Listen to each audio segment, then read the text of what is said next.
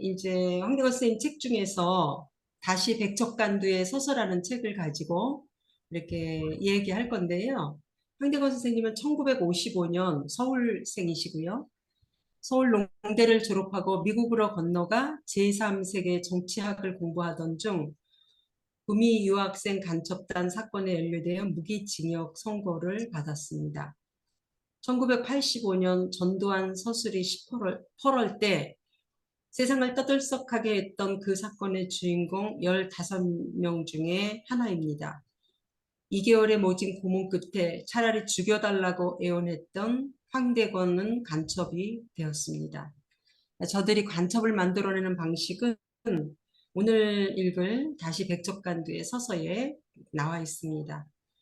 무기징역을 선고받았으나 공제, 엠네스티 등의 노력으로 13년 2개월 복역 후 1998년에 감형되어 석방되었습니다. 출소 후 국제사면위원회의 초청으로 영국에 있는 슈마허 대학과 임페리얼 대학에서 생태 디자인과 농업 생태학을 공부했습니다. 현재 생명평화결사 운영위원과 교육위원장으로 생명평화운동에 참여하는 한편 생태 공동체와 농업에 관한 글을 발표하고 있습니다. 누이에게 보낸 편지들을 엮어 야생초 편지를 출간했는데 이 책은 곧바로 100만 부 이상 팔린 베스트셀러가 되었고 MBC 느낌표 선정도서 또 여러 가지 언론 등에서 2002년 최고의 책으로 선정되기도 했습니다.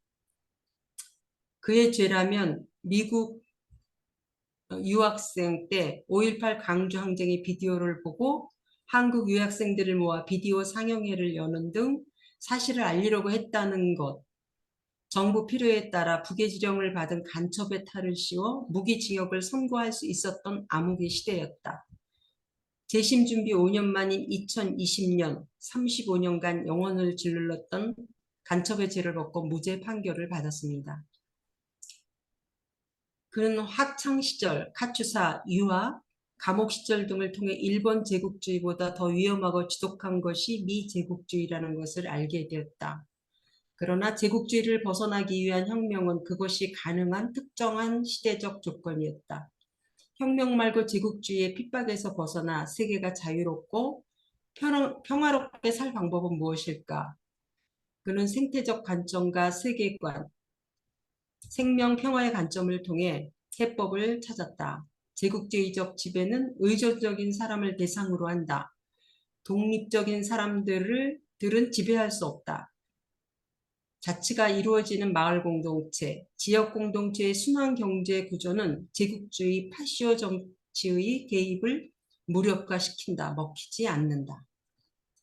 저서로는 백척간두에 서서 공동체 시대를 위한 명상, 꽃보다 아름다운 사람들, 황대건의 유럽 인권기획, 민들레는 장미를 부러워하지 않는다. 또 공저로 세계 어디에도 내 집이 있다. 또 역서가 몇 개 있고요. 오늘 작가와에 대한 시간에는 작가님이 야생초 편지로 하겠다고 하셨었는데 우리 공동체에서 몇 달 전에 옥중에서 쓴 책 중심으로 이야기할 때 그 야생초 편지에 대한 얘기를 했었기 때문에 오늘은 다시 백척간두의 서서를 중심으로 하기로 했습니다. 네. 근데 이제 거기에 고문하는 내용이 많이 나고 그래서 이 작가님께서 굉장히 힘들어 하실 것 같아서 되게 죄송하고요. 그러면은 우리 황대건 작가님께서 25분 정도 말씀해 주시고 이제 그 후에 한 30분 정도는 저희가 소감이나 질문을 하고 작가님이 답변하는 방식으로 그렇게 진행하겠습니다. 예, 말씀해 주시죠. 자세히 소개해 주셔서 고맙습니다. 저는 뭐 김경희 신부님한테 소개받아서 이 자리를 앉게 됐는데 몇몇들을 보니까 기독교계의 고수분들이 한 자리에 다 모인 것 같네요. 그래서 제가 이런 자리에서 말씀드리기가 상당히 조심스럽습니다.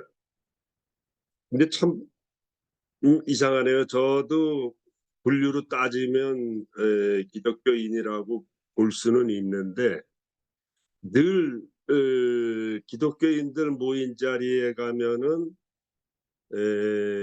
뭐 청개구리나 뭐 어항 속에 있는 메기와 같은 역할을 했어요.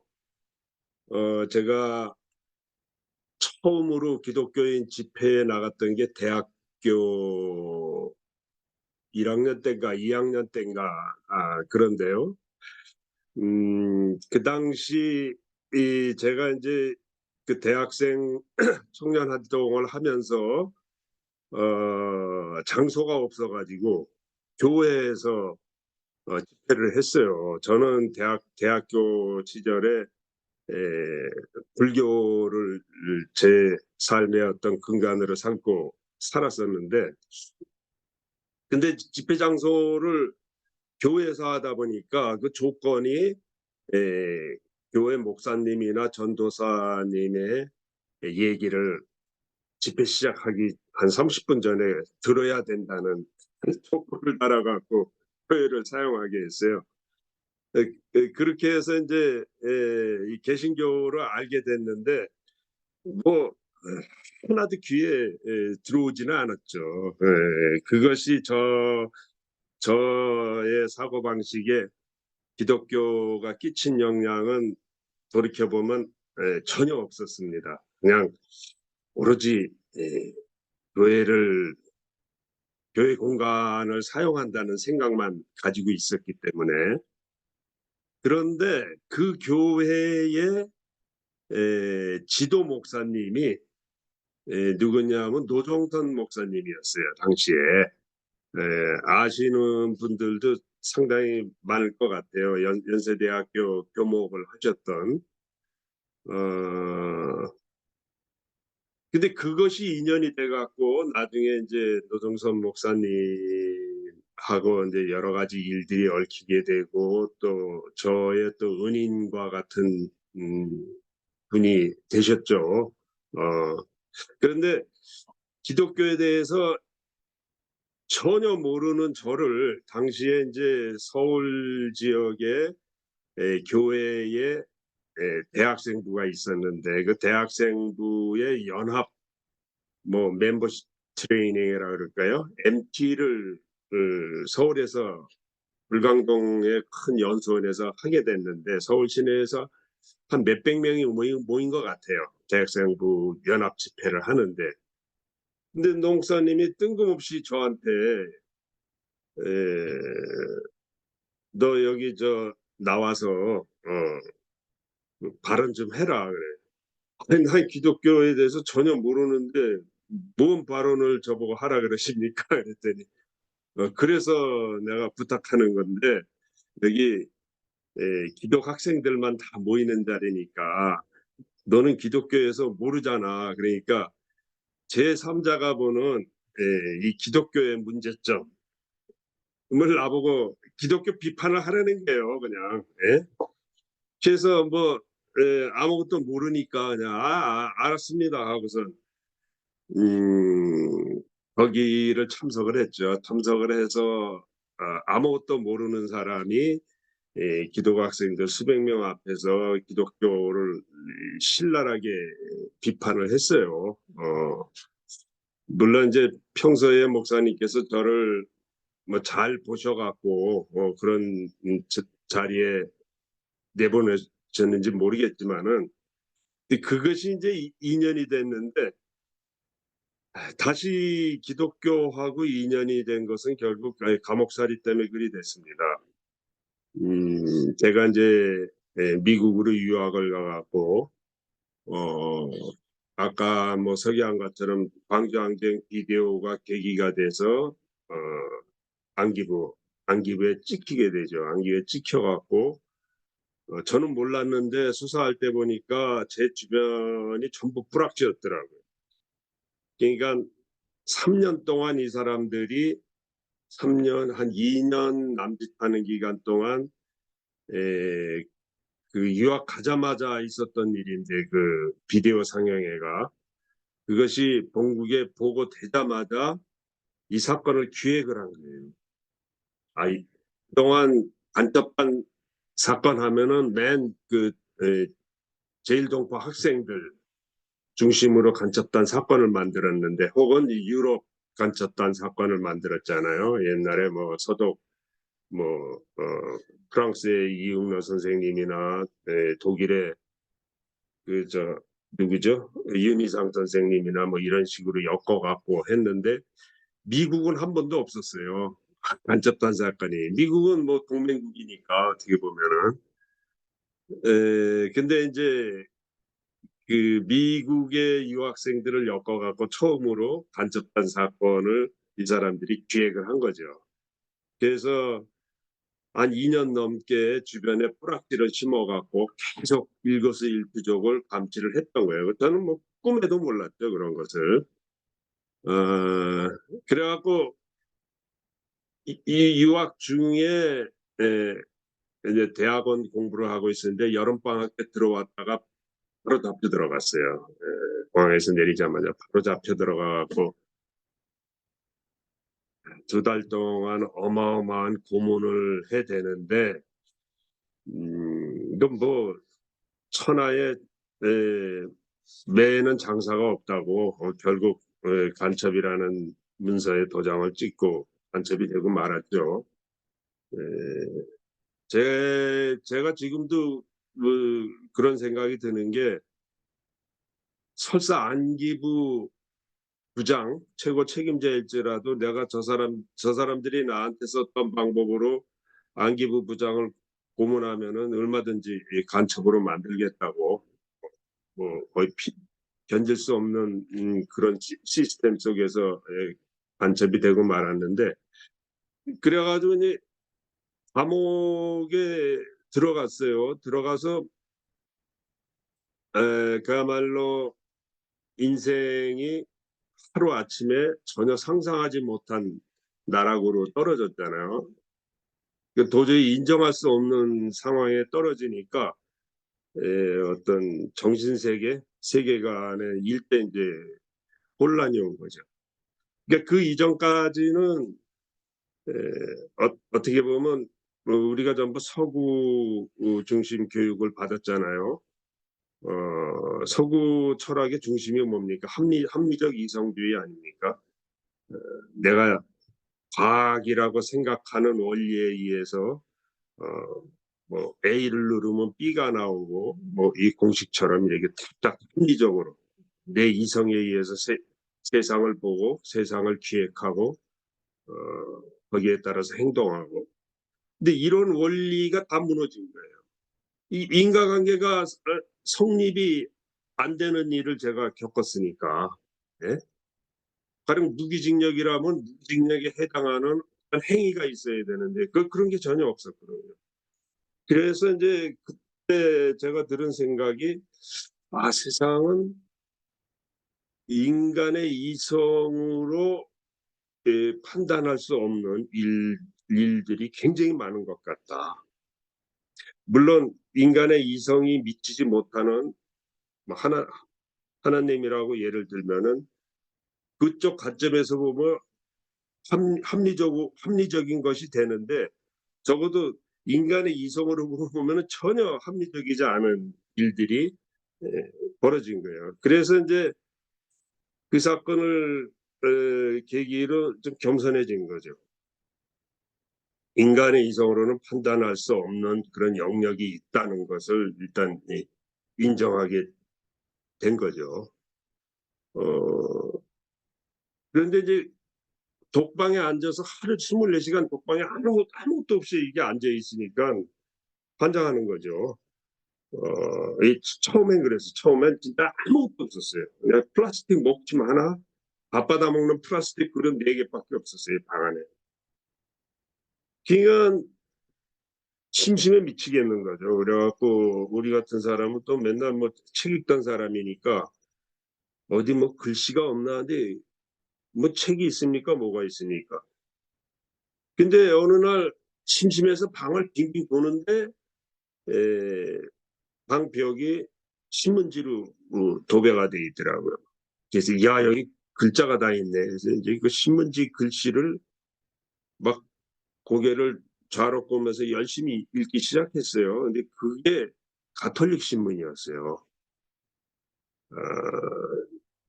뭐 솔직히 지금도 제가 가톨릭 신문을 보고 있는데 거의 잘 안 읽습니다. 그러니까 신문이 막 이렇게 쌓여요.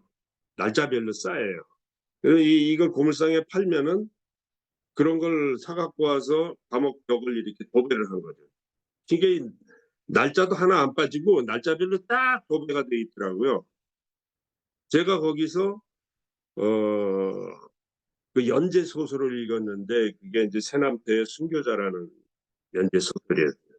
내가 거기서 처음으로 이 기독교가 한국에 들어올 때 어마어마한 순교자를 발생했다는 걸 알게 됐습니다.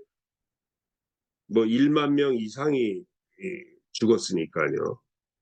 그러면서 그거를 쭉 읽고 나니까 그 당시에 죽임을 당했던 사람들이 전부 그 국가보안법 피해자와 똑같다는 생각을 했습니다. 국가보안법이 뭡니까? 이거는 국가가 지정한 이데올로기에 반하는 또는 거기에 의문을 갖는 사람을 처단하는 것이 그게 국가보안법입니다. 근데 당시 이조 사회의 국가 이데올로기가 뭐였습니까? 유교 아닙니까? 그 유교적 세계관, 유교의 질서에 의심을 품거나 거역하는 사람을 다 죽여버린 거 아니에요? 네. 그게 당시에 있었던 기독교 순교자라고 저는 봤습니다. 그래서 그 소설을 읽고 신문 연재 소설을 읽고 제 처지랑 동일시한 거죠. 그러면서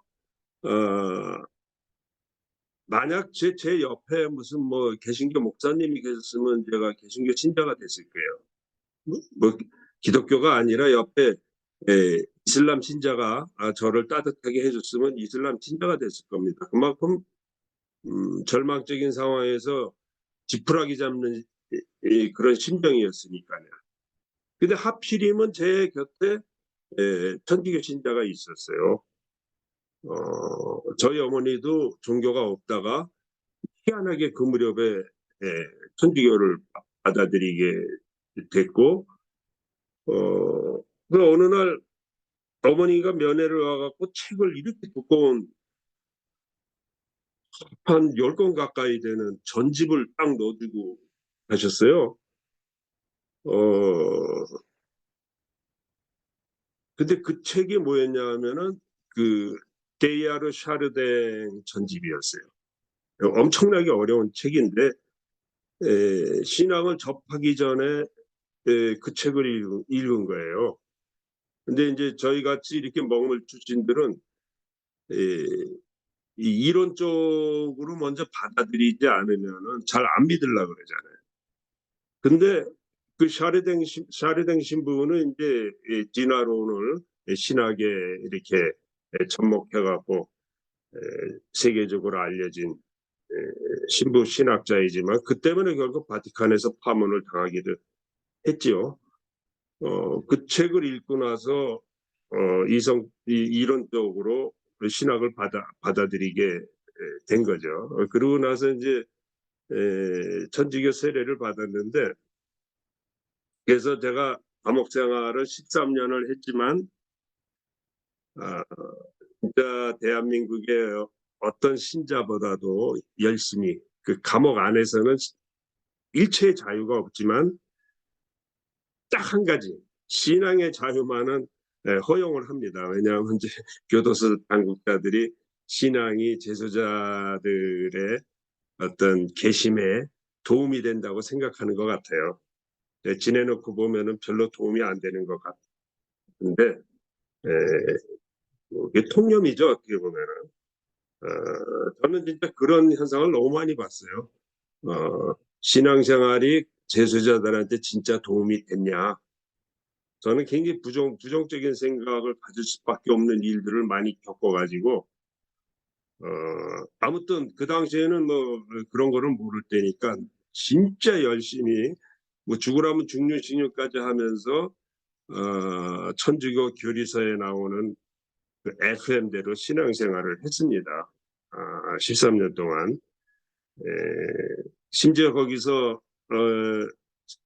6년 동안 그 성바오로 수도원에서 제공하는 통진성서 공부를 해가지고 천주교 교리교사 자격증도 갖고 있어요. 그런데 출소하고 나서 좀 성당을 안 다니게 됐어요. 출소하고 나서 세상 교회, 세상 성당에 나가 보니까 내가 알았던 신앙하고는 너무나 다르게 펼쳐지고 있어가지고 내가 이 신앙생활을 잘못했나 아니면 세상의 교회가 원래 이런 건가 하고선 멀리하게 되더라고요. 지금은 이제 모든 신앙이 다 짬뽕된 상태인데요. 제가 20대에는 불교를 하고 30대에는 가톨릭을 하고 40대에는 노장을 했어요. 노자장자. 그리고 50대에는 샤머니즘을 하고 지금 뭐 60대 말 70이 다 됐는데 이때는 이게 이제 다 짬뽕이 된 상태라서 종교적 정체성을 형식적으로는 이제 교회에 두고 있지만은 사실 뭐 사상적으로는 그 종교적 관점에서는 이제 다 짬뽕이 되어 있습니다. 아까 내가 뒤늦게 들어와서 김수일 선생님께서 서왕모를 솔로몬으로 이렇게 말씀하시는 거 듣고선 좀 깜짝 놀랐는데 굉장히 이제 재미있는 해석입니다. 그런데 관심이 더 많습니다. 저는. 물론 이제 환단고기 연구하시는 분들은 거꾸로 말씀하시는데 예수가 오히려 동이족이 글로 가서 예수 같은 사람이 낫다고 이렇게 얘기하는데 그러니까 제가 그런 과정을 거치면서 느꼈던 거는 저도 그 안에서 신앙생활할 때는 세상의 모든 이치, 내 생활의 일거수일투족을 그, 그 원리를 성서에서 찾으려고 했어요. 예? 성서에 뭐라고 쓰면 성서에 이렇게 써 있으니까 나도 그렇게 행동하고 또 세상을 해석하는 근거로서 성서를 늘 인용을 했었는데 성서가 속된 말로 이 이스라엘 삼국지라 그러잖아요. 우리 문화가 아니에요.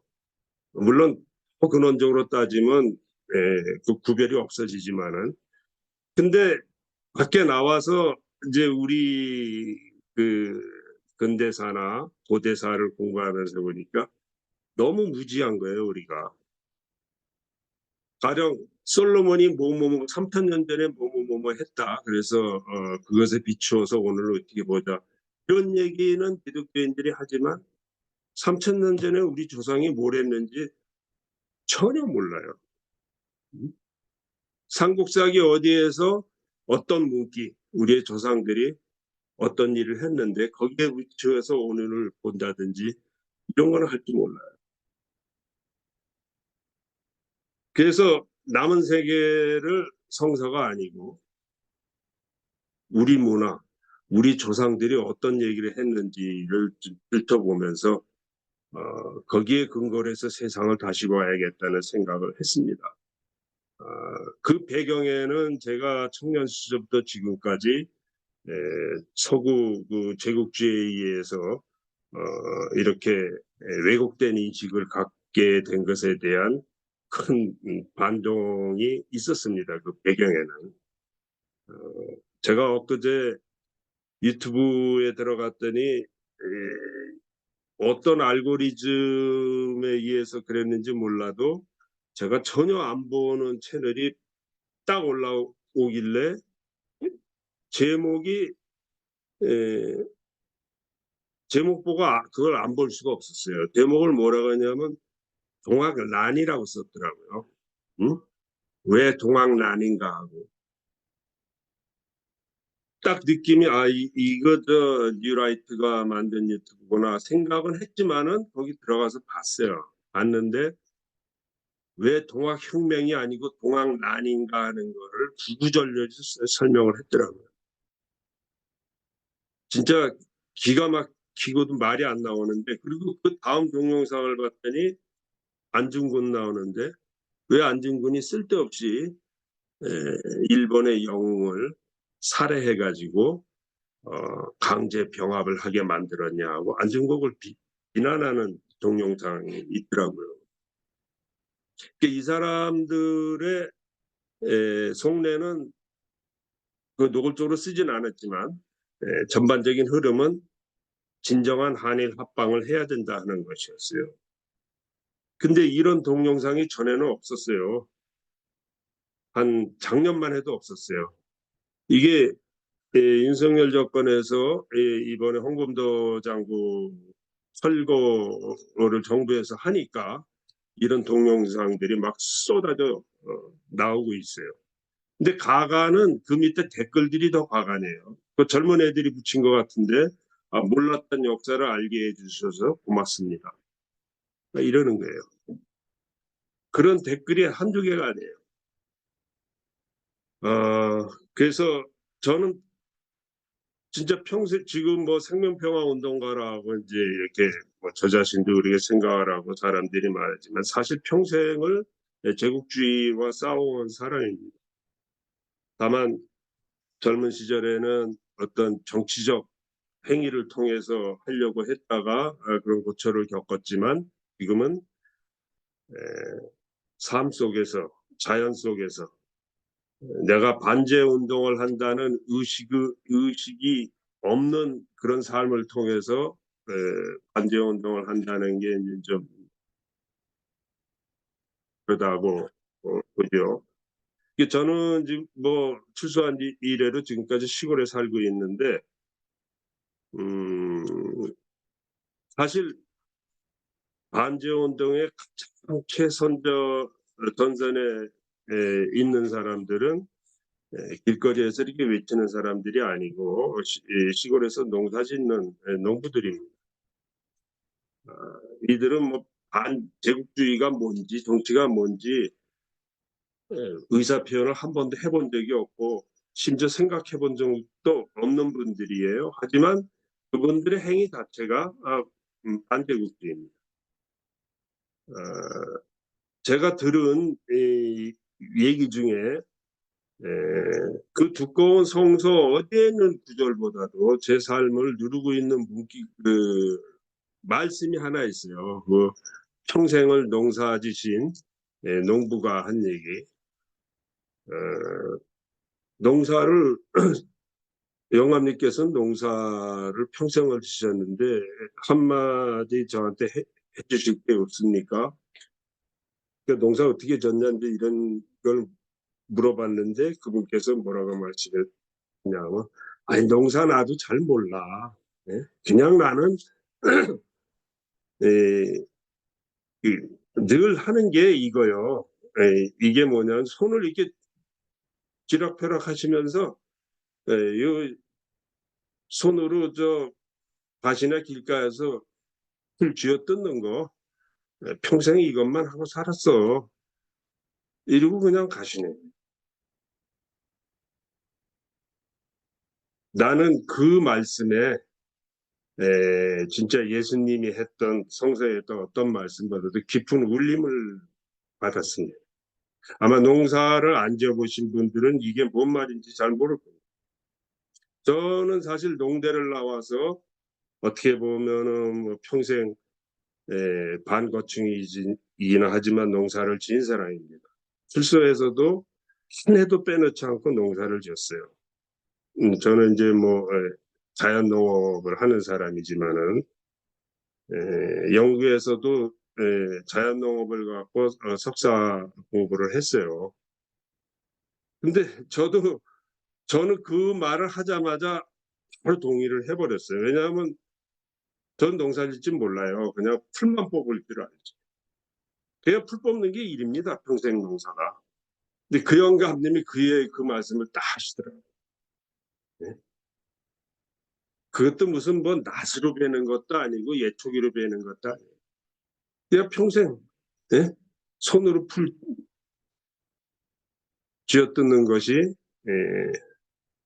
농사였다고 어, 근데 제가 말은 이렇게 하지만은 이 풀을 손으로 잡아 뜯는 행위 속에 모든 철학과 인생과 세상의 원리가 저는 다 들어있다고 감히 말씀드리고 있습니다. 그래서 저는 기독교 이렇게 의식 있는 기독교인들을 굉장히 존경하지만 성서에만 너무 틀어박히지 말라. 그 스스로를 고립시키고 세상과 소통하는 데 문제를 일으킨다. 저는 오히려 성서를 벗어남으로써 훨씬 자유로운 인간이 됐다고 생각을 합니다. 제가 존경하는 그 송기득 교수님이라고 신학자인데 이분 지금 돌아가셨지만 그분이 하신 말이 아직도 기억에 남아요. 하느님을 빨리 하느님으로부터 해방시켜라. 하느님에 사로잡히지 말고. 그래서 오늘 사실 그래서 저는 이 기독교인들이 모인 자리에 잘 안 나가요. 그런 그 레토릭이랄까 이런 게 너무 싫어가지고 근데 오늘 또 제가 존경하는 또 신부님께서 이렇게 특별히 나오라고 부탁을 해갖고 이 자리에 얼굴을 드밀었습니다. 이게 이상한 좀 말씀을 드렸는데 좀 만나게 돼서 고맙습니다. 네. 예, 감사합니다. 예, 박수 제가 우리 다 음소거 했으니까 제가 대신 치겠습니다. 예, 특별히 이렇게 나와주셔서 감사합니다.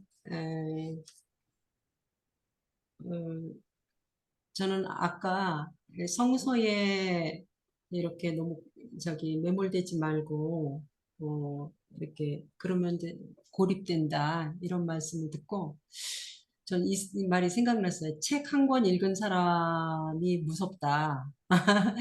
이런 얘기가 있잖아요. 그래서 저는 그 전에 그거는 제가 아닌 줄 알았어요. 저는 신앙서적을 많이 읽었거든요. 그래서 나는 아니야. 책 한 권이 진짜 문자 그대로 책 한 권 읽은 사람이겠지 그랬거든요. 근데 어느 날 다른 책들을 읽으면서 신앙서적 아닌 다른 책들을 읽으면서 이렇게 좋은 책들이 많구나 이런 걸 깨달으면서 내가 그동안 책 한 권 읽은 사람이었구나라는 걸 깨달았어요. 신앙서적만 읽은 게 여러 권 읽었다고 그게 여러 번이 아니라 정말 거기에 매몰돼서 그렇게 살았구나. 이런 생각을 했던 그 말이 기억이 납니다. 오늘 이제 오시기로 하셔서 오늘 다루기로 한 다시 백두 대간의 백척 간두에 서서 이거를 읽었거든요. 근데 앞부분에 고문 받은 얘기가 쭉 네. 나오시잖아요. 정말 읽을 수가 없더라고요, 제가. 계속 가슴에 돌덩이 하나 앉은 것 같이. 그래서, 이걸 어떻게 견디셨을까. 이러고 저는 이제 얼굴은 사진으로만, 이런데 책에 나온 사진으로만 이제 잠깐 뵀는데, 오늘 얼굴을 보니까 굉장히 건강한 모습이세요. 그래서 이렇게 많이 고문을 받고 감옥에 그렇게 억울하게 그렇게 계셨으면은 너무 막 소갈이도 많고 이러셨을 텐데 오늘 건강한 모습 뵈니까 너무 반갑고 좋고 그렇더라고요. 예. 그래서 이제 저희 이렇게 말씀 잘 들었고요. 우리가 이제 여러분들이 이제 이 책을 며칠 동안 또 각자 읽었거든요. 그래서 또 선생님에 대해서 또 책에 대해서 궁금한 거나 또 오늘 들은 거에 대한 소감이나 책에 대한 소감이나 이런 것들을 이렇게 말하는 시간을 그렇게 갖겠습니다. 예, 말씀하실 분은 질문하실 분은 마이크를 켜주시거나 손을 들거나 해 주시면 좋겠습니다.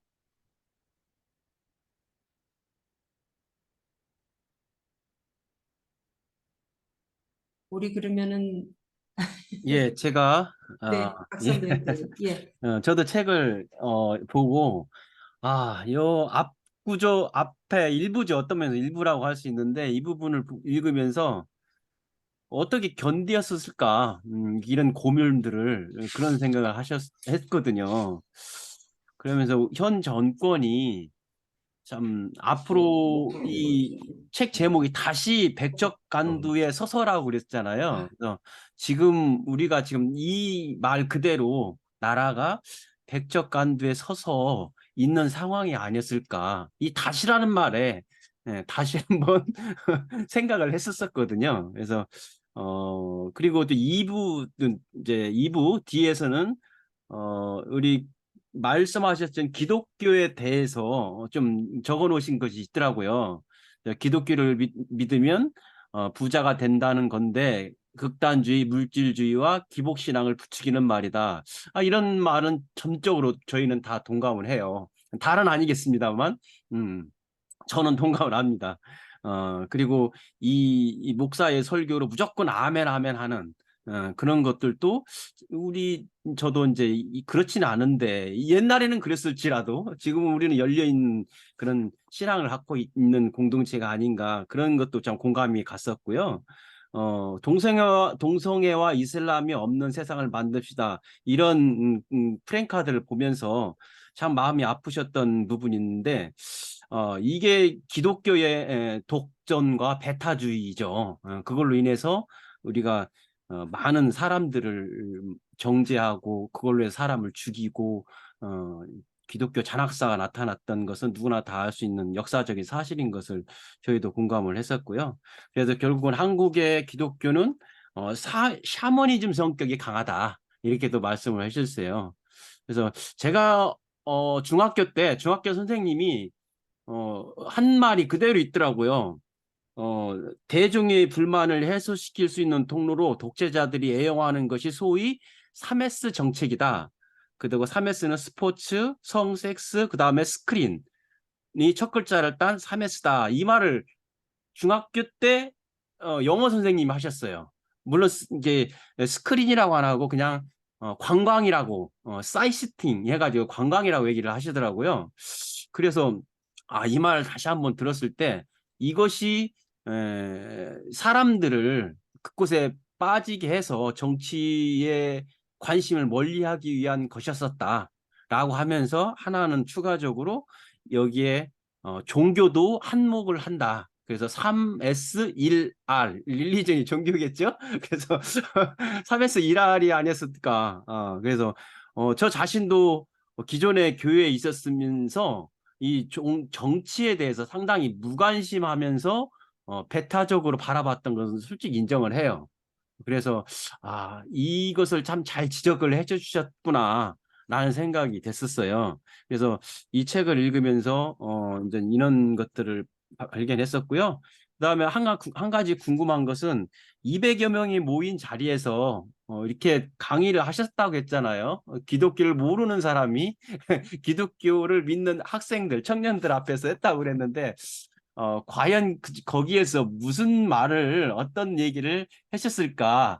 기억에 남는 거 하나나 두 가지 있으면 너무 기억나는 대로 예, 부탁드립니다. 너무 옛날이라서 기억은 잘 안 나는데 지금 그렇게 또 주문을 하시니까 한 가지는 기억이 나네요. 어, 제가 그런 말을 했던 것 같아요. 이게 주일날 이렇게 모이면은 뭐 알렐루야 아멘 하고 굉장히 열심히 기도를 하는데 주일날 끝나고 이제 월요일이 시작되면 그냥 또 딴 사람이 되는 거죠. 그래서 당신들은 왜 6일 동안 딴 세상 살다가 주일날만 되면 기독교인이 돼가지고 이렇게 알렐루야 아멘 하는데 도무지 이해할 수가 없다. 365일 내내 기독교인이 돼야 되는데 이게 왜 이렇게 됐는지 좀 알고 싶다. 뭐 이런 얘기를 한 것 같아요. 그딴 거는 기억이 안 납니다. 잘. 예, 감사합니다. 그리고 한국 기독교가 샤머니즘이라고 얘기한 것은 조금 오해가 있을 것 같아서 제가 좀 덧붙이고 싶은데요. 이건 미국의 어느 한 신학자가 왜 서양에서는 기독교가 다 쇠퇴하고 있는데 왜 한국에서는 기독교가 저렇게 성행하냐, 이게 이해가 할 수가 없어가지고 한국에 와서 1년 동안 전국을 돌아다니면서 조사를 했대요. 그러면서 이 사람이 출국하면서 남긴 말이 한국의 기독교는 그 민중들이 원래 가지고 있던 샤머니즘이다. 표현을 기독교로 했을 뿐이지. 이런 말을 하고 갔다 그래요. 그래서 이제 그런 표현을 했는데 사실은 예, 저는 감옥에서 샤머니즘 공부를 많이 했어요. 그 샤머니즘이 한국에서는 굉장히 왜곡되게 대중들이 알고 있다는 거죠. 저는 기독교가 살아나려면 샤머니즘을 제대로 어, 이해하고 공부하면 기독교가 나는 새로워질 수 있다고 생각하는 사람입니다. 근데 한국의 샤머니즘은 오로지 기복 신앙으로 이렇게 정착이 되는 바람에 그런 의미에서 했던 말이에요. 제가 출소해서 MSD 초청으로 영국에 갔을 때 영국 런던에 이제 그 인터페이스 그룹이라는 게 있어요. 이게 다른 종교를 가진 사람들이 정기적으로 모여갖고 대화하는 그런 자리인데 거기에 누가 가보라고 이렇게 저한테 추천을 해하고 거기 갔는데 큰 홀에 가니까 16명이 의자를 갖고 동그랗게 앉아 있더라고요. 돌아가면서 소개를 하는데 진짜 정확히 16개의 종교가 나오더라고요. 16명이 모였는데 한 사람도 희한하게 중복되는 사람이 없어요. 그 중에 절반은 제가 듣도 보도 못한 종교들이었어요. 야, 내 세상에 종교 진짜 많구나. 저는 이제 뭐라고 소개했냐면 저는 타오이스트 캐톨릭이라고 소개를 했어요. 도교적 뭐 가톨릭이라 그럴까? 근데 제 바로 옆에 있는 남자인데 중년 남자인데 신사예요. 나이가 지긋해요. 나보다 좀 나이가 많았는데 직업이 뭐냐니까 이 사람이 옥스퍼드 대학교 교수래요. 그게 영국 최고의 지성인이라고 볼 수 있죠. 당신 종교 뭐냐 그랬더니 이 사람이 놀랍게도 내 종교는 샤머니즘이라 이래요. 제가 거기서 그냥 딱 충격을 먹었어요. 뭐 제가 감옥에서 샤머니즘 공부한 거는 맞지만 영국에 와서 옥스퍼드 대학 교수로부터 자기 종교가 샤머니즘이라고 고백하는 거를 듣고선 깜짝 놀랐습니다. 근데 놀랬지만 전 충분히 이해가 가요. 왜냐하면 서양의 이런 그 합리적 이성주의 혹은 기독교 유일 신앙이 사실 이 세계를 이렇게 절망의 구렁텅이에 빠뜨렸거든. 생태계 위기라든지 끝없는 전쟁이라든지. 예? 이 서구 사람들이 도대체 뭐가 잘못됐냐? 합리적 이성주의에 의하면 모든 것이 잘 돼야 되는데. 예? 그래서 이 사람이 자기 철학을 버리고 어, 대안을 찾아 나섰다가 샤머니즘에서 해답을 발견한 거예요. 그래서 저는 한국 기도가 샤머니즘이라고 말한 건 비판의 의미도 있지만 샤머니즘을 제대로 공부하면 거기서 탈출구를 발견할 수도 있다라고 생각을 합니다. 그 이제 에피소드로 하나 예를 들자면 그 촛불 집회 때 그 박근혜 애가 뭐 청와대에서 구술했느니 뭐 저것저것 해갖고 신문에 연일 뭐 예? 주술이니 뭐 샤머니즘 대통령이니 기억나시죠? 그 언론에 계속 나왔던 거. 제가 보다 못해갖고 그 당시에 이제 경향신문 칼럼을 쓰고 있었는데 거기다가 칼럼을 하나 썼어요. 그게 이제 샤머니즘을 욕되게 하지 말라. 신문에서 샤머니즘을 너무 세속화시켜서 뭐 그렇게 얘기를 하니까 샤머니즘이 원래 그런 게 아니다 하고. 그런데 그 칼럼을 쓴 날 저녁에 그 JTBC 손석희가 제 칼럼을 그 선서 기간제 뉴스 중간에 앵커 시간이 있잖아요. 그 칼럼을 이렇게 화면에 비추고선 그걸 방영한 일이 있었습니다. 셔머니즘을 욕되게 하지 말라고 하는 거. 그래서 저는 한국에서 제일 신자가 많고 성직자가 많은 종교가 사실 샤머니즘이에요. 기독교 목사님이 전국에 제가 알기로 한 20만 정도 되는 걸로 아는데 한국에 에, 스스로 무당이라고 생각하는 사람들이나 이렇게 등록된 사람들 다 합치면 50만 명이 넘습니다. 신자는 수백만 되고요. 경신협회라고 무당들이 등록하는 단체가 있어요, 국가에. 예, 거기에 등록된 것만 뭐 15만인가 20만인가 그렇습니다.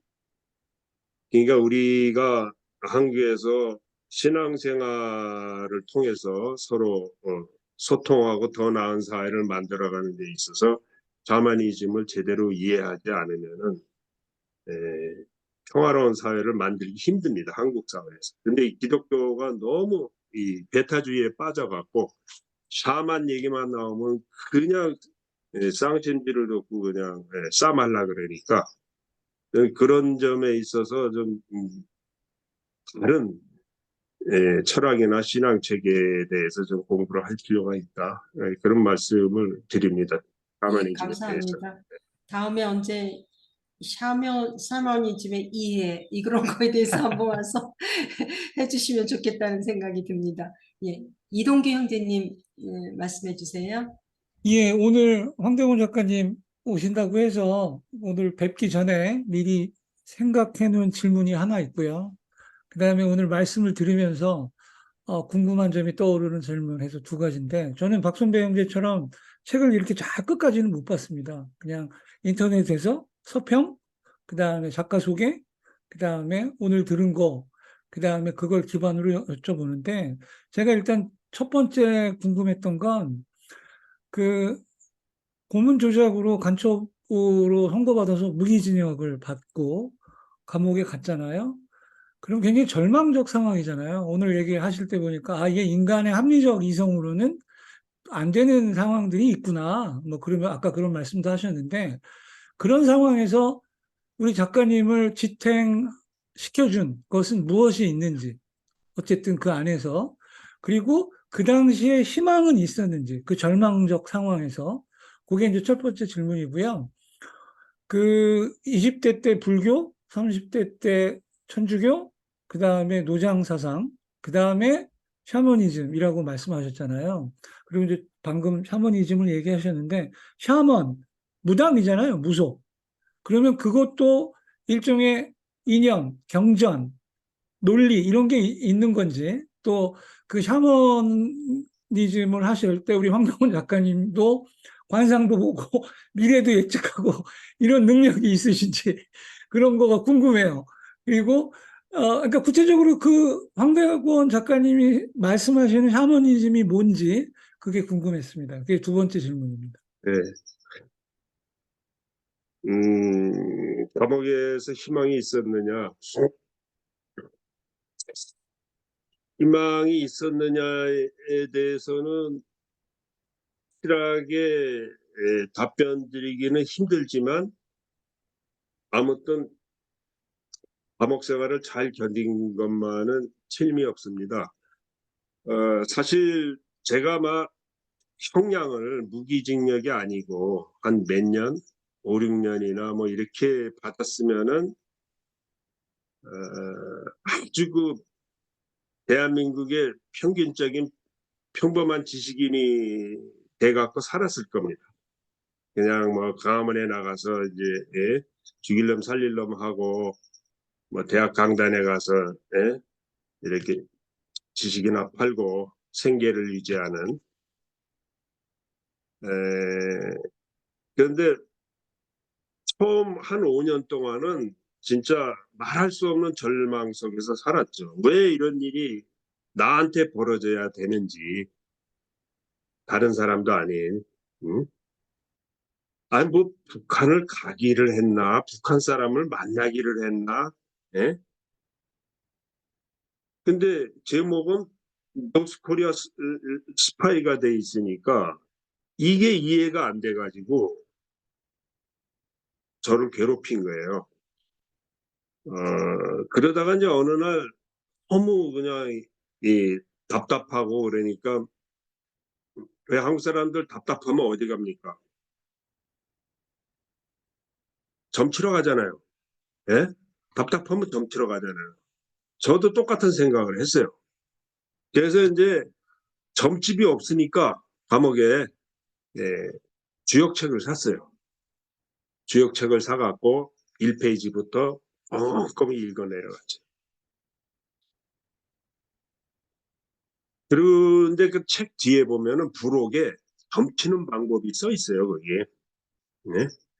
그래갖고 옛날에 뭐 상가지를 막 흔들어갖고 상가지 뽑아갖고 주역회를 찾아서 이제 해석을 하는 건데, 상가지가 없으니까 그 감옥에서 이제 바둑알 흰 거 검은 거 빌려가지고 이렇게 갖고 점을 쳤어요. 점을 딱 쳐서 그 페이지를 열어보는데 진짜 저 기절하는 줄 알았어요. 황대건이가 나이 30살에 감옥에 간다고 딱 써 있는 거예요. 믿어지십니까 이게? 예? 감옥에 앉아 있는데. 근데 이건 재미가 아니고 우연이 아니고 그 사실이 저를 구원을 해줬어요. 그러니까 그 이전까지는 저한테 벌어진 일을 제가 인정을 못했어요. 거부를 했다는 거죠. 그거를 거부하는 과정 자체가 저를 파괴하는 과정이었습니다.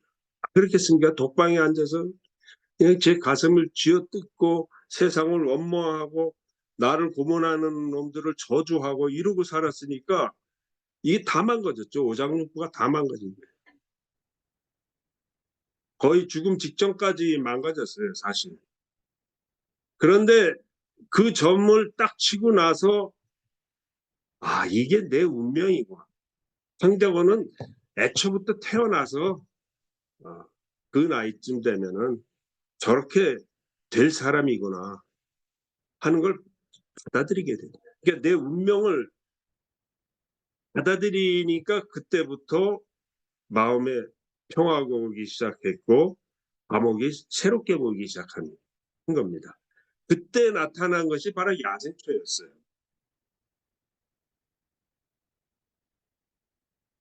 내가 사회에 있으면 야생초를 들여다나 봤겠습니까? 난 맨날 발길에 농대를 나왔지만 농대에서 뭘 가르칩니까? 풀 보면 잡아 죽여라.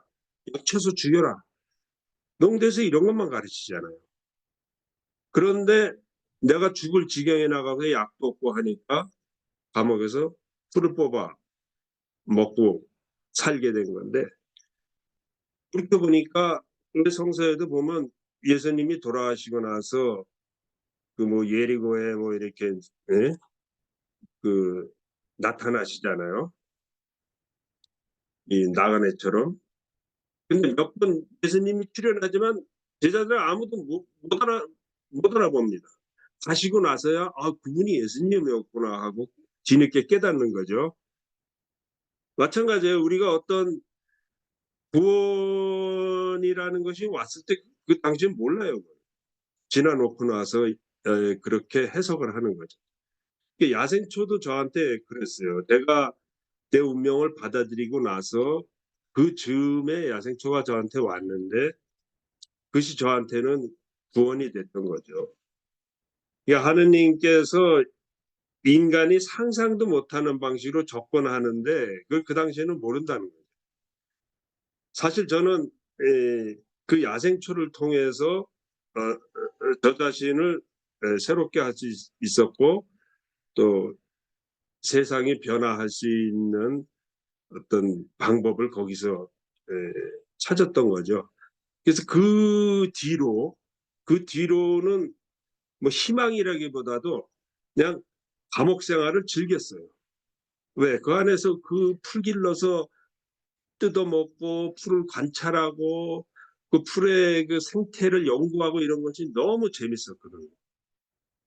그러니까 그거를 즐기게 되니까 원수에 대한 어떤 원한이라든지 세상에 대한 어떤 원한 이런 것들이 뭐 내가 굳이 뭐 생각도 안 했는데 저절로 이렇게 흩어지더라고요. 없어지더라고요.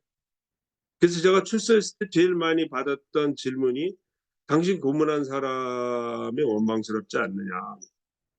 그런 생각 자체가 안 들더라고요. 네. 이제 거기에 대한 뭐 대답은 그렇게 하겠고요. 샤머니즘에 대해서는 저는 그 샤머니즘의 세계가 그러니까 꼭 샤머니즘이 아니더라도 우리 고대인들의 철학 사상에 다 공통점이 있어요. 샤머니즘, 애니미즘, 토테미즘 이게 다 공통점이 있습니다. 물론 현대인들은 그 당시 사람들은 무지해갖고 그런 철학을 사상을 가졌다고 생각을 하지만 저는 전혀 그렇게 생각을 안 해요. 사실 인간이 한 2500년 전, 3000년 전 고대인들이 세상을 통찰한 이래로 이 지혜 측면에서 전혀 발전하지 않았다고 생각해요. 2500년 전에 정점을 찍은 후에 계속 하강 곡선을 이뤘다고 생각합니다. 지금까지도 뭐 예수님 말씀 갖고 죽으라고 박사학위 논문 쓰고 난리를 치잖아요. 고대인들도 저는 마찬가지라고 봐요. 그분들은 세상을 어떻게 봤냐면 세상 자체를 영적인 존재로 봤어요. 모든 물질이나 예? 그 돌멩이도 영적인 존재로 본 거예요. 나무나 사람, 뭐 동식물은 말할 것도 없이. 그래서 이 영적인 존재들이 평등하게 교류하는 이 장으로 본 거죠, 이 세상을. 그래서 그 중에 어떤 대표되는 이 영을 뭐 숭상하기도 하고 뭐 기도하기도 하고 그러는데 이 영이라는 게 우리 눈에 안 보이니까 그거를 중재하는 사람이 이제 샤먼 무당인 거죠. 그런 특별한 능력을 가진 사람들이 혹가다 있어요. 그 옛날에는 그런 사람들이 정치를 했고요. 예? 근데 오늘날 성직자들은 책 먹고 읽으면 도장 딱 찍어서 성직자라 그러죠. 예? 이 아주 잘못된 시스템이죠. 샤먼이 내가 샤먼이다. 너 샤먼해라. 이렇게 하고 샤먼 되는 게 아니잖아요. 예? 영적 능력이 생겨야 혹은 그런 점지를 받아야 샤먼이 되는 거죠. 그러니까 오늘날의 종교 제도는 완전히 잘못된 거죠. 이거는. 혹세무문하기 딱 좋은 시스템이에요. 이거는. 그러니까 세상에 평화가 없는 거예요. 이 잘못된 종교 시스템 때문에. 그래서 제가 샤머니즘을 제대로 공부해야 될 필요가 있다라고 강조하는 겁니다. 네.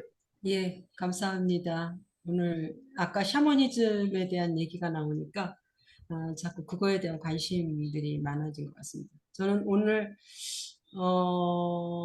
이 지역을 공부하시면서 그렇게 구원을 얻었다 이런 말씀을 하시면서 마음의 평정을 가지시고 야생초를 기르게 됐다는 걸 듣고 제가 이제 몇 년 전에 야생초 편지를 읽으면서 아니 이분은 이렇게 억울하게 여기 들어갔는데 아니 어떻게 이렇게 평화롭게 야생초를 기르고 이럴 수가 있어 도대체. 그리고 그 책은 뭐 억울하다 뭐 어쩌다 이런 얘기가 하나도 없잖아요. 그래갖고 그냥 내 속이 답답하고 이분은 어떻게 된 분이야 막 이런 생각을 했었거든요. 근데 오늘 그 의문이 좀 풀렸습니다. 예, 최영환 형제님 말씀해 주십시오. 네, 선생님 오늘 말씀 감사합니다. 두 가지만 좀 여쭤보겠습니다. 우리 역사가 왕의 목을 한 번도 쳐본 적이 없는 역사입니다.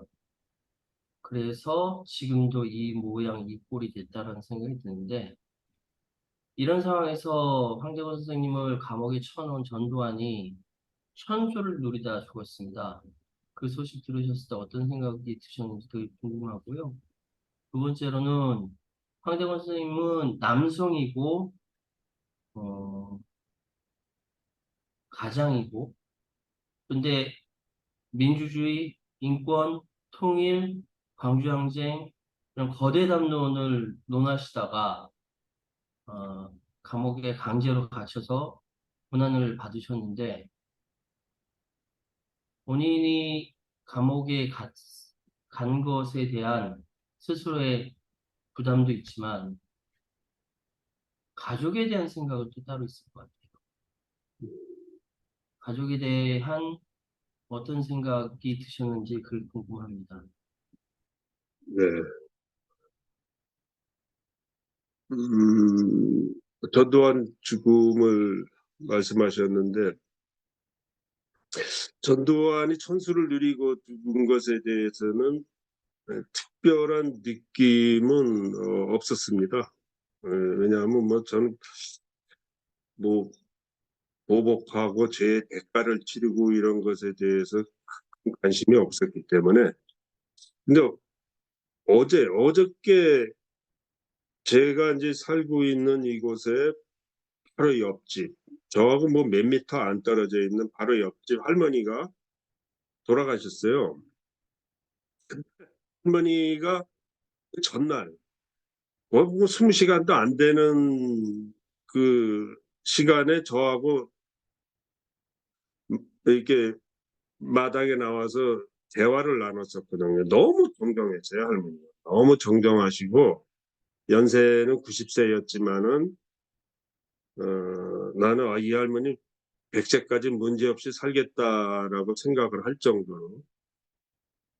근데 할아버지 돌아가시고 나서 지금 5년째 됐는데 늘 할아버지가 그리워서 그랬는지 너무 침침해서 그랬는지 자식들이 도시에 나가 있고 혼자 살고 계셨는데 빨리 죽어야 되는데 이렇게 안 죽네 이런 얘기를 입버릇처럼 하셨는데 근데 그런 말씀 하시는 분 치고 너무 정정했어요. 그런데 20시간도 안 돼 갖고 그냥 갑작스레 팍 돌아가신 거예요. 저는 굉장히 행복한 죽음이라고 보는데 누구에게도 폐를 안 끼쳤습니다.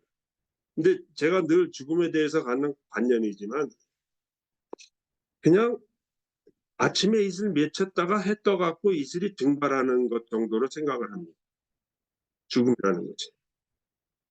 그러니까 내가 무슨 뭐 엄청난 일을 해갖고 뭐 세상에 뭐 업적을 남기고 세상을 변화시키고 한 20, 30대는 그런 생각을 했어요.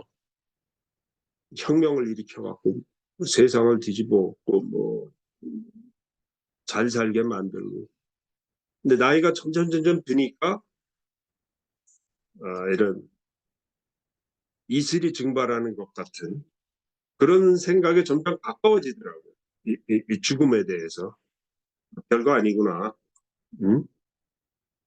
다만 에, 나라는 사람이 갖고 있는 생각이나 내 어떤 위치 속에서 할 수 있는 일, 하고 싶은 일을 열심히 사는 것이 중요한 거지 거기에 큰 의미를 부여할 필요는 없는 것 같다.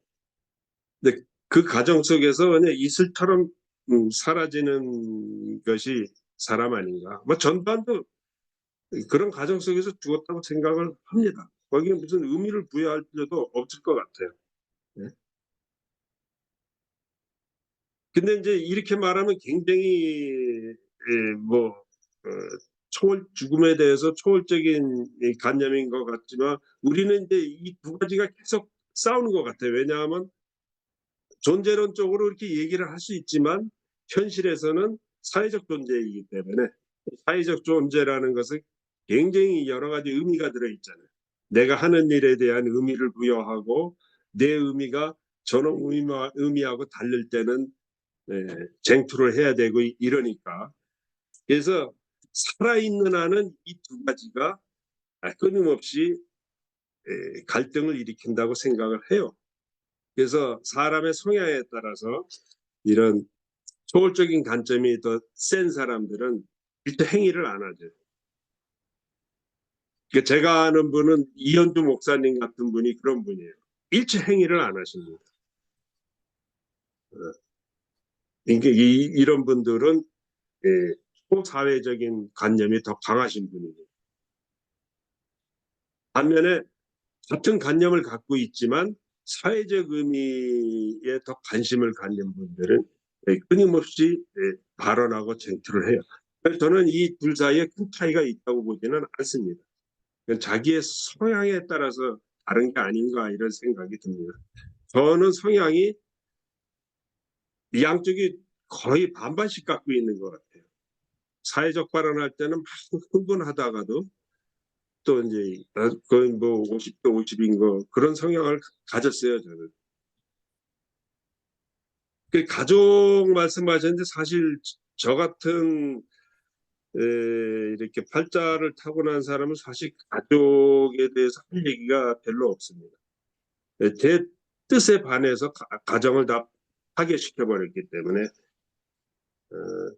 이게 애 낳고 한 달 만에 감옥을 들어가서 애가 애비를 모르고 이렇게 자라게 돼버리고 또 제 스스로 팔자가 이렇게 사회운동 하다가 죽는 팔자라고 생각을 하고 살아왔기 때문에 남들처럼 뭐 가정적으로 뭐 처자식을 돌보고 뭐 이런 것은 해보지를 못했습니다. 그래서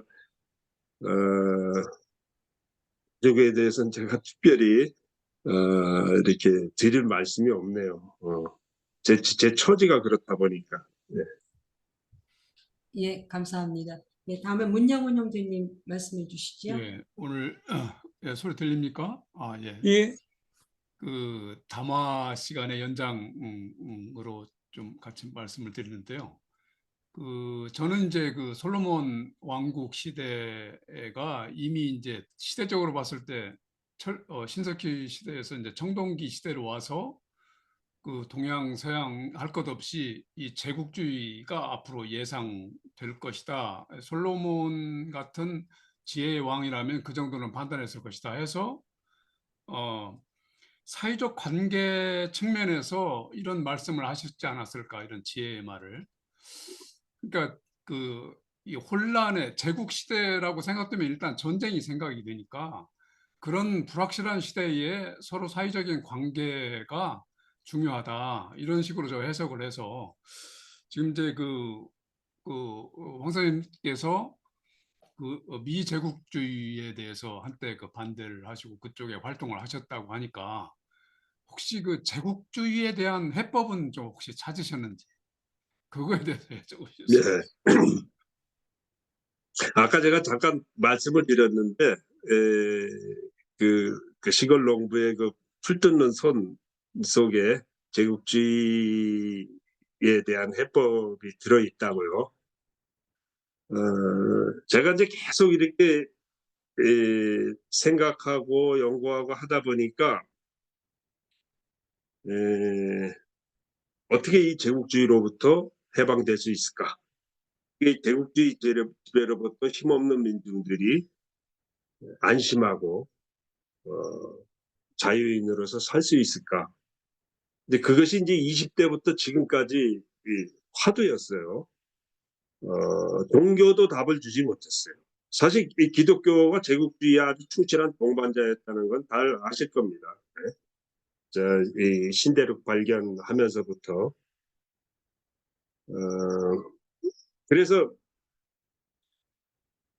공부를 하다 보니까 이게 사회경제 시스템에서 비롯되더라고요. 제가 농대를 나왔는데 처음에 농가대학 다닐 때는 농업이 제일 중요하다. 농업 중심으로 세상을 만들어야 된다. 이런 공부를 열심히 했어요. 근데 나중에 이제 인류학이나 문명에 대한 공부를 하다 보니까 농업이야말로 인류를 망친 그 장본인이더라고요. 농업이야말로. 뭐 이쪽으로 생각을 안 하신 분들은 좀 의아하게 들릴지 모르겠지만은 사실 농업이 발견되기 전에 인류는 수렵 채취 사회에서 살았잖아요. 그러다 농업을 발견하면서 정착하고 잉여 생산물이 나오면서 그것을 들고 권력 관계가 생기고 국가가 생기고 제국이 생깁니다. 그러니까 이 농업의 발명이라는 것은 인류를 근본적으로 바뀌어놨고 그때 이후로 지금 오늘날 지금 우리가 겪고 있는 세상의 경로는 피할 수 없었다. 농업이 발견된 이래로. 물론 이제 뭐 진화론 같은 데서 경쟁보다는 협동이 더 중요하다. 협동을 중심으로 사회를 만들 수도 있었다. 이런 이론들이 요즘 들어와서 많이 나와요. 뭐 이기적 유전자가 한때 휩쓸다가 이기적 유전자보다도 협동하려고 하는 경향이 더 근본적이다, 더 우월하다.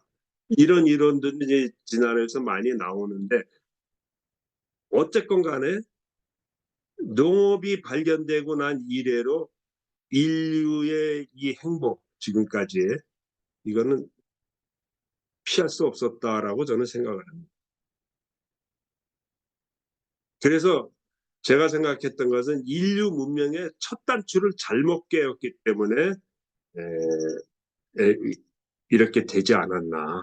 그러면 단추를 풀어갖고 새로 껴야 되지 않느냐. 그게 이제 새 문명인 거죠.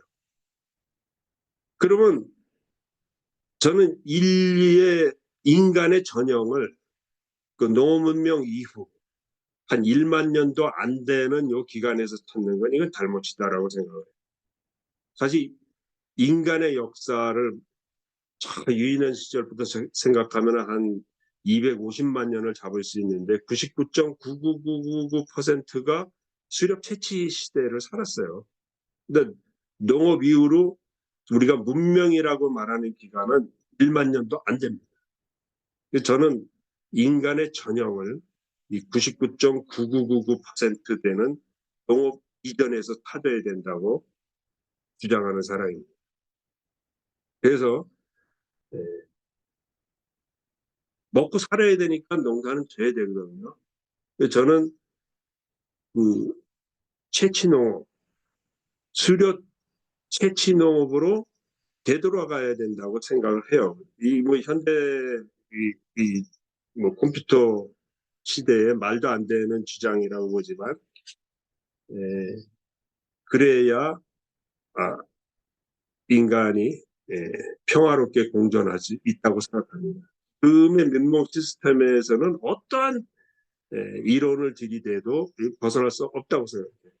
그러니까 이 물질 생활하고 정신 생활이 같이 결부돼서 가는 것이기 때문에 농업 발견 이후 인간들이 만들어 놓은 이 물질 대사 이 시스템에서는 어떤 평화도 찾을 수 없다. 저는 이리 생각을 합니다. 그래서 제국주의 극복조차도 농업 이전에 인간이 어떻게 살았는지를 면밀히 검토할 필요가 있다. 거기서 문명의 새로운 판짜기의 그 아이디어를 얻어야 된다. 이리 주장을 합니다. 네. 예, 감사합니다.